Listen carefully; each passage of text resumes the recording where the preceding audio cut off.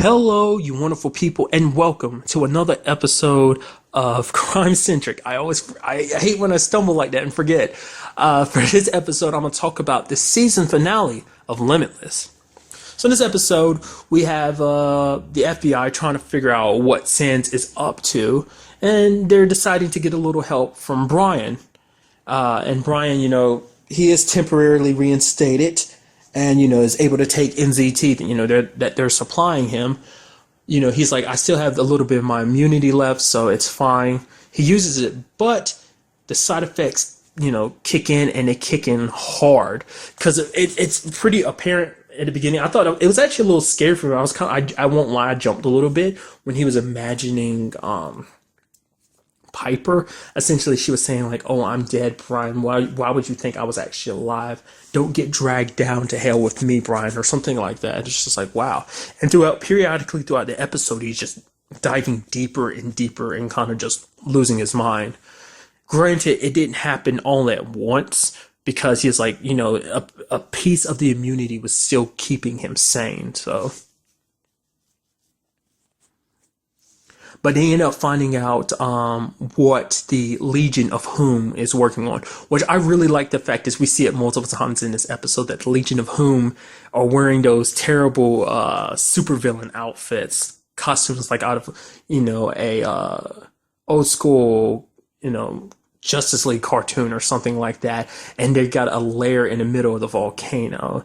And even one of the Legion of Whom brings up the fact is, do you know how much how much it costs to get a contractor to build a lair in the middle of a dune, in a volcano? And just, I loved it. I loved that he constantly brought that back. It did look like I kept wondering to myself, just really quick, why reference to Justice League, and then it was like in my mind, I was like, oh yeah, because the Legion of Whom is based off the Legion of Doom. I was like, I'm so stupid. I'm so stupid. Nevertheless, but we do see him kind of like spiraling more and more out of control. But he is still doing his job. He's still doing a good job of keeping things on the wraps. And, Rebecca is there, being very concerned for him. She's like, she wants Brian to kind of stop, but he's like, I'm not going to stop, until, Piper is brought back. And so essentially they find out what the Legion of Whom was up to. Essentially, there is a waterway between Iceland and Canada. It's a very special waterway that was kind of opening up. And essentially, obviously it could be used for trade, but basically it was a dispute between Canada and Iceland as to who has rights to it. Because whoever gets rights to it can kind of dictate how it's used and when it's used and the rules for using it, yada, yada, yada, political stuff.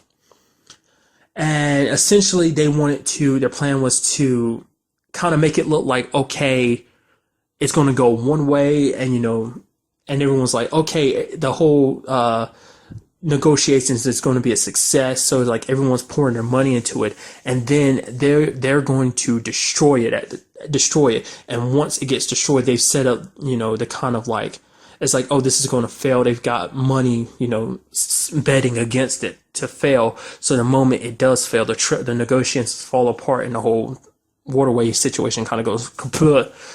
They'd make a huge fortune off of it because they needed a way to finance their evil masterminding plans, which, truth be told, we still never really found out what that was during this episode. Like, what was it that Sands was aiming for? I mean, it kind of is brought up that he was trying to replace Mora, but to what extent? Like, what were their true goals? I mean, because we see, Sands ends up getting shot. Rebecca talks about the fact is that he was getting taken off by an ambulance, so we don't, it didn't look like things were good for him, like that he was going to die. And we see one of the Legion of Whom arrested, which I'm curious, like, did all of them get arrested or just them? And, what that whole situation entails. We ended up having, I did like the fact is that it was Rebecca who was the one that put the bullet in Sands. She basically getting revenge for the fact that he killed her dad. So he commented on the fact that like one of us is on NZT. So it's like, you're on the NZT? Like, to me, it's just like they don't seem like they're having the most rational.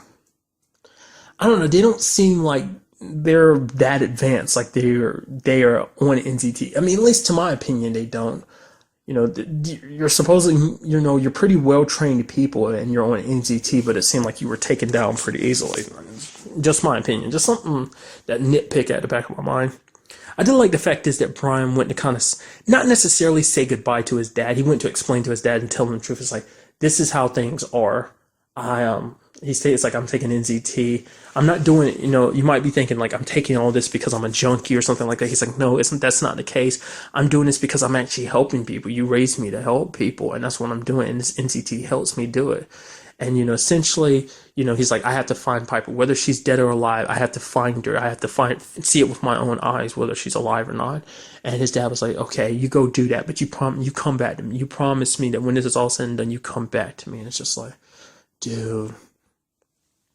Because I really liked it because it's like trippy. It sets the stakes because it's like, honestly, you don't know whether, because this episode, like, I won't lie to you, in the bottom of my heart, I was like, Piper's dead. There's no way she's still alive. She's dead. She's dead. She's dead. It's like, oh, especially when they didn't find her. I was like, they killed her earlier or something happened or there were some other members of the Legion of who have her. But no, end up going to Brian's place, ended up finding her there. She's fine. Essentially, she was messed with the results of the booster shot. So basically, they didn't really have all they needed to fully make it. And, when the FBI came, she busted out and took the 2 booster shots that she had made, like fully developed.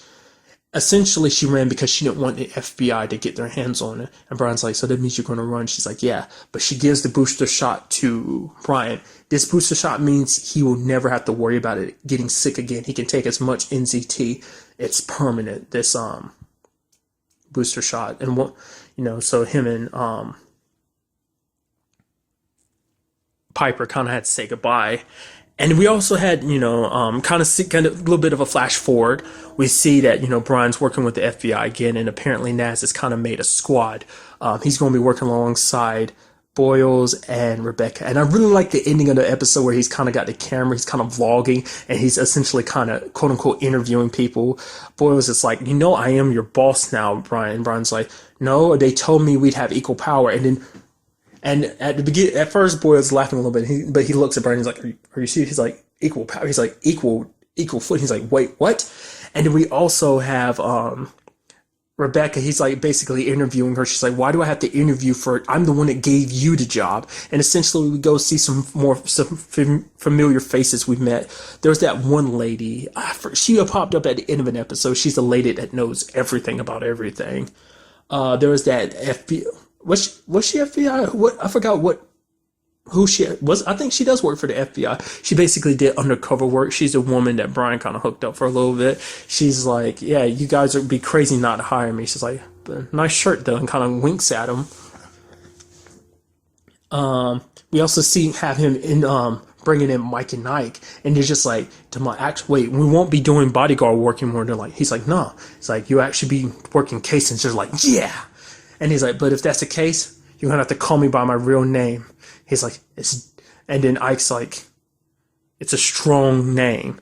And he goes, it's Daryl. It's just like, it's so weird hearing that. It's like, I'm so used to hearing you as Mike. And it's like, we don't get to hear Ike's real name? What's up with that? But it's just like, it's so weird because literally every other time there was an opportunity to hear their real names, Brian would always bleep it out. Just put like a censored bar over their mouths or something like that. And just kind of bleep it out, which is like, I just love that he kept that as a constant joke. He was like, I refuse to refer to you as like your real names. And we even had a return of that guy, the guy who was kind of a kiss ass to Brian, who Mike and Ike were a little jealous because it's like, oh, he's trying to do better than us. At working with Brian, he's like, I'm wondering what that Brian guy's doing, what he's up to, what underwear he's wearing. I was like, what underwear he's wearing? Really? So, I really liked it. It was a nice finale.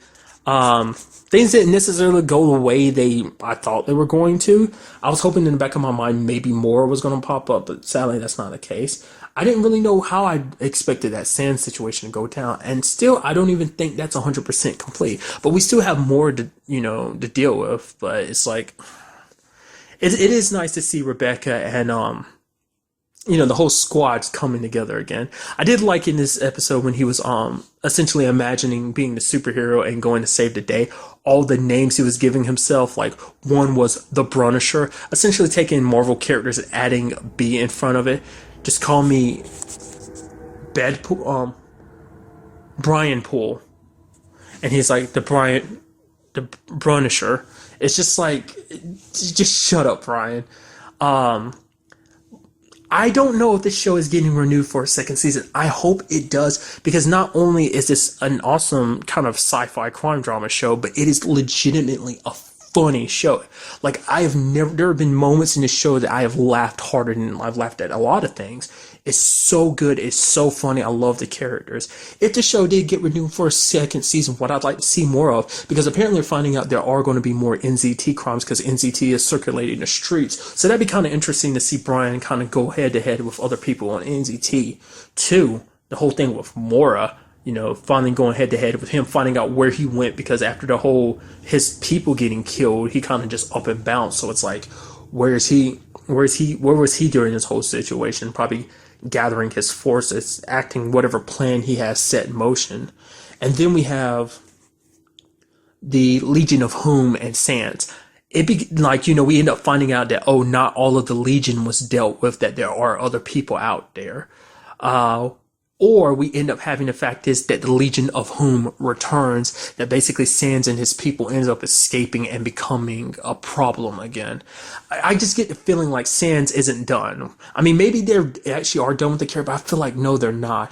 Especially, I feel like him and Brian are going to cross paths again, and they're going to have to work together. It's like, it's good to see you, Brian. Type of, I don't know. That's how it's playing out in my head. That's if the show gets renewed for a second season. I haven't looked at it. I'll probably end up looking at it tomorrow. Checking to see, but I really hope it does, because I really do like this show. So, but that's kind of all I really want to talk about in this episode. Till the next time we meet, be happy, be safe, live life to the fullest, and enjoy it. Good day and goodbye.